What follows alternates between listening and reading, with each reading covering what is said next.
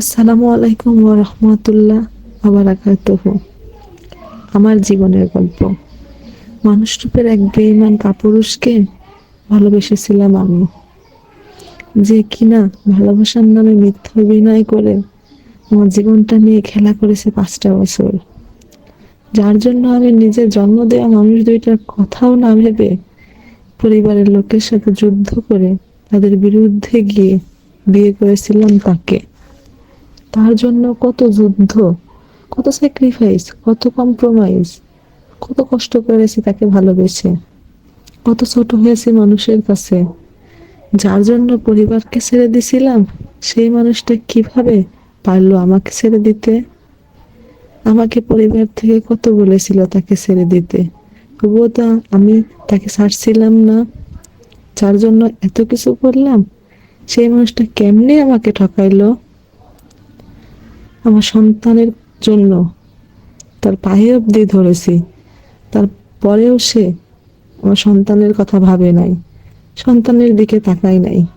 মাঝপথে এসে ছেড়ে দিয়েছে আমাকে আর আমার সন্তানকে। আমার মতো এরকম আর কারো জীবনে না হোক, দোয়া করি।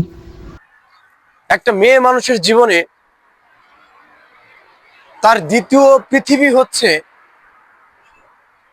তার পছন্দের মানুষটা, যার হাত ধরে সারাটা জীবন একসাথে থাকার জন্য প্রতিজ্ঞাবদ্ধ হয়। একটা মেয়ে মানুষ যখন বিয়ে করে কাউকে ভালোবেসে,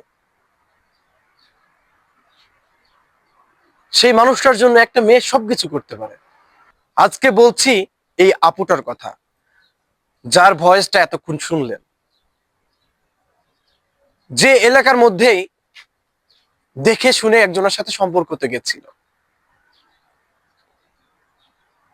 ওই যে বেশিরভাগ ছেলেরা এরকম সম্পর্ক শুরুতে ভালোবাসা দেখায়, এমন ভাবে ভালোবাসা দেখিয়েছে, তার আগ্রহ দেখে মেয়েটা ভালোবেসে তাকে বিয়ে করেছে। 5 বছর হয়ে গেছে, 2 বছরের এখন বাচ্চা আছে, সেই বাচ্চাকে রেখে মেয়েটার হাজবেন্ড ছেড়ে চলে গেছে, আই মিন ডিভোর্স দিয়ে গেছে। এখন সেই মেয়েটার কি একটা অবস্থা, ছোট্ট একটা শিশুকে নিয়ে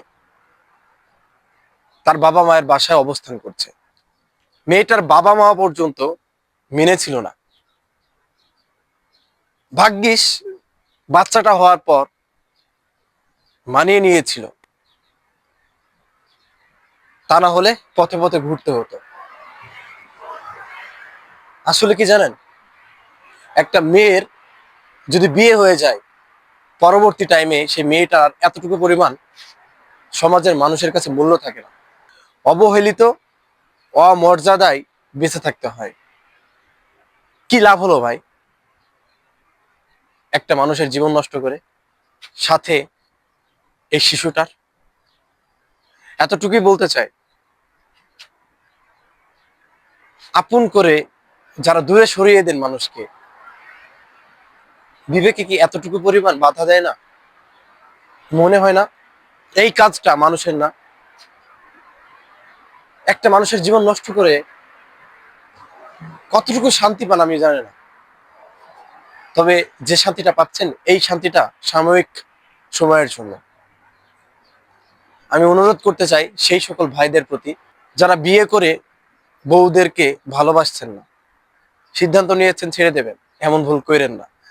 কারণ প্রথম মানুষটা আপনার লাইফে এসেছে, তাকে আপনি শেষ বানান, আপনার জীবন অনেক সুন্দর হবে। তাকে ছেড়ে দিলে আপনার জীবনে কখনো সুখ মিলবে না। ভালো থাকবেন।